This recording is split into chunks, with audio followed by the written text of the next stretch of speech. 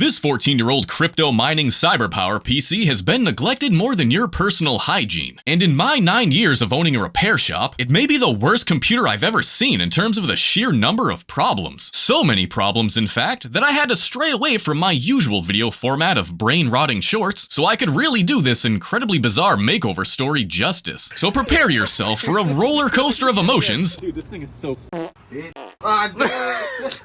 Stolen property, superhero costumes, and a guest appearance by your wife's boyfriend. But first, let me break it down for you. This red rocket was stuffed into a closet to mine crypto for years without any maintenance whatsoever until it recently refused to stay on. And it doesn't take the greatest technician that's ever lived to figure out why. Not a single fan works properly, and the one fan that's trying its hardest to spin is just begging to be put out of its misery. This isn't a camera frame rate thing. This is actually how fast it's spinning. And if you listen closely, you can actually hear the bearing. I'm tired, boss. On top of that, the AIO radiator is completely packed with crypto pubes and carpet gooch. So even if the fans did work, airflow would be more restricted than your presence near schools and public parks. Speaking of sex offenders, you'd think this pump is married to a congresswoman the way it's exposed itself to the public. So given all these problems, why on earth would my customer want to repair this? Well, I'll give you two reasons. GTX Titan XP. That's right, just like me and the cigarette-stained Section 8 apartment I grew up in, this dusty box of neglect has some real potential living inside.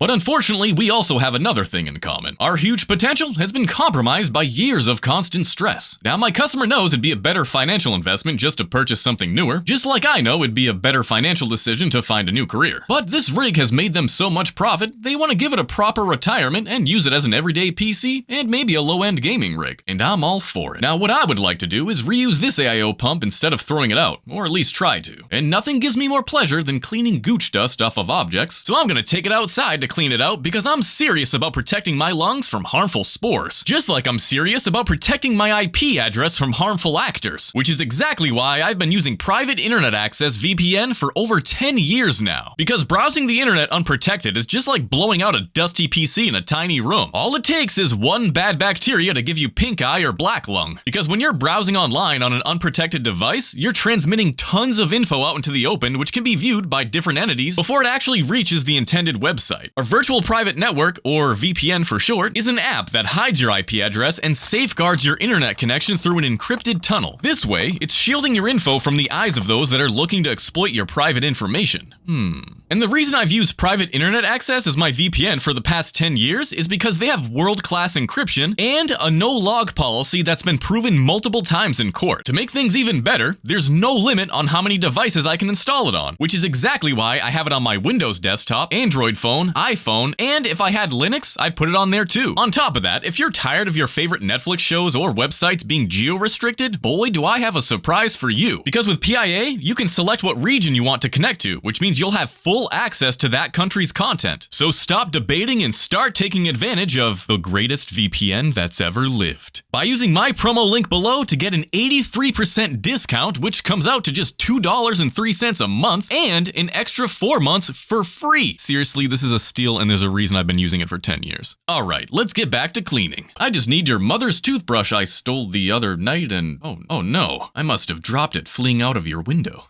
Damn it, there's gotta be one around here. Oh, what's this? I hear snoring and I smell a brush of the tooth variety. Time to channel my inner raccoon and carefully creep to my potential victim. Ah, my precious. Yoink. I can't risk ruining my jacket that represents the only potential Lewis Hamilton has to win his 8th championship. 9th. I have a responsibility to protect the face of my wife's boyfriend that you can buy at SalemTechSperts.com. So I have no choice but to transform into my alter ego, the Gooch Collector. I'm the Gooch Collector, bitch. You know what it is. Scrubbing dust with a brush that I stole from your kids. Ask your mom about my wrist. Ask your wife about her boyfriend. I'm the greatest in this biz. Enough dust over Portland.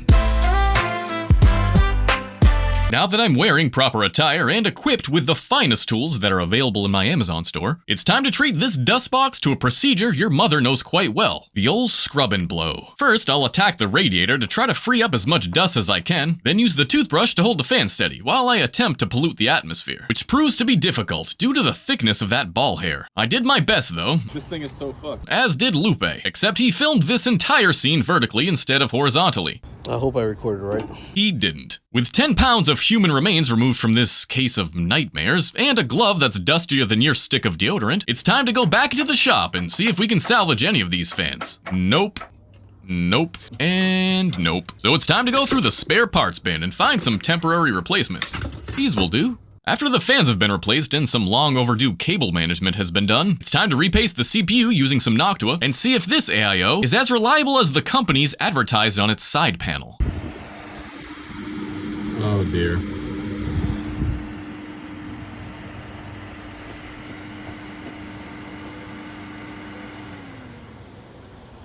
That's all, folks. The answer is yes. Good thing I spent 8 business days cleaning that radiator. Anyways, the customer has many choices when it comes to replacement cooler, but since they want to save money on this antique build, they opted for a simple Tug hair air cooler. Now I know some of you are pulling your neckbeard hairs out complaining I'm not using another AIO since the internet has taught you air coolers are the spawn of Satan. But since this is a casual PC, they don't need anything crazy. Speaking of which, how crazy do you have to be to not read directions? Very. I'm also very experienced in opening boxes thanks to my non-profit work with your mother. So I make quick work of getting the goods ready to feel the comforting warmth of a 40-year-old CPU. So after making sure to peel off the warning label unlike some other PC builders, and putting the smallest amount of thermal paste on the CPU, it's time to install. How's this gonna fucking work?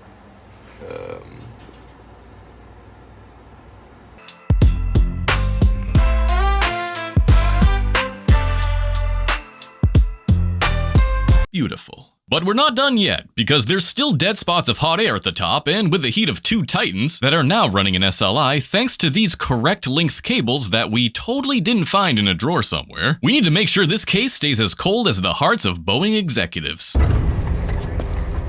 So, with the help of Lil Drill, I had a few more fans, but I don't plug them in just yet, because this screen is supposedly a fan controller, and it would be really cool if I could get it to work. And one of those fans is going to be mounted on the side panel, because this case was built back when function was valued over form, unlike now where tempered glass and RGB is more important than airflow and temps. But we can't mount a fan yet, because with this much ball dust, it's going to be blowing more pubes than air into this already traumatized box of biohazard. So that means it's time to clean it.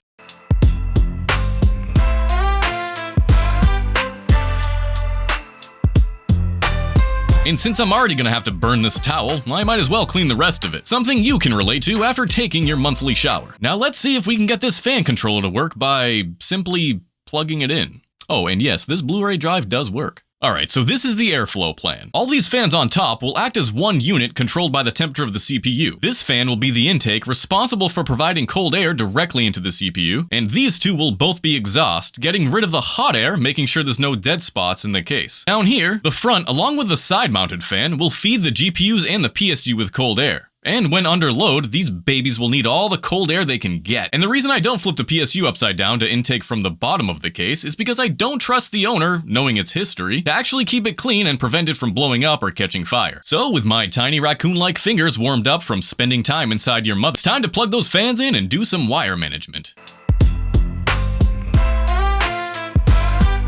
Oh, hey there, little fella. I must have missed you. It's flying. It's a sperm. You want some? It's amazing how dust finds its way into crevices like you find a way into every event offering free food. With that all said, it's time to address the storage situation. There's no way we're reusing this old 1TB HDD as a boot drive, so I'm gonna install an SSD using the most expensive mounting tools available. And boot up into our Windows install USB without any issues whatsoever. What the fuck? Then after all the latest drivers from 2003 are installed, it's time to test the temps and the stability. So we boot up Beta64 in anticipation of being flooded with comments asking what the name of the program is, even though I just said it and I'm showing it to you on the screen. The good news is the temps are as low as my IQ, so that's a massive relief for the world. And for me, because now that I know it's not going to explode, I'm going to stress it using 3D Mark because I'm curious what scores it will get with these 2 GPUs and the fans cranked to 100%. And yep, that's a number. What does it mean? Well, just ask the nearest person that looks like a Reddit mod. Because the real test that matters is how well it's gonna play Counter-Strike. 3 days later. Alright, now that CS12 is out, we can finally play CS2. And by we, I mean Lupe. Because I just found out he's never played Counter-Strike before. And what better way to introduce him to this welcoming community by throwing him straight into a deathmatch. Bitch. Oh, I fucking teabag. Control. Ah, damn. That way ain't too damn. As expected, the game is totally playable even on high settings, because the two tit-tacular titans are doing most of the work while the CPU begs to be put out of its misery. Something I can relate to between the hours of 10 and 6, Tuesday through Friday. And thus concludes the inspiring story of this little red rocket that went from turd to somewhat polished turd, but also motivated the creation of a superhero and brought hundreds of thousands of people laughter and disgust. And a big shout out to Darwin Fortuna of Flow Design Architects for bringing this awesome monstrosity into my shop. You can check out his channel below. Seriously, dude, you're the man. Anyways, thanks for watching and subscribe and do all that good shit if you want. If not, go f*** yourself.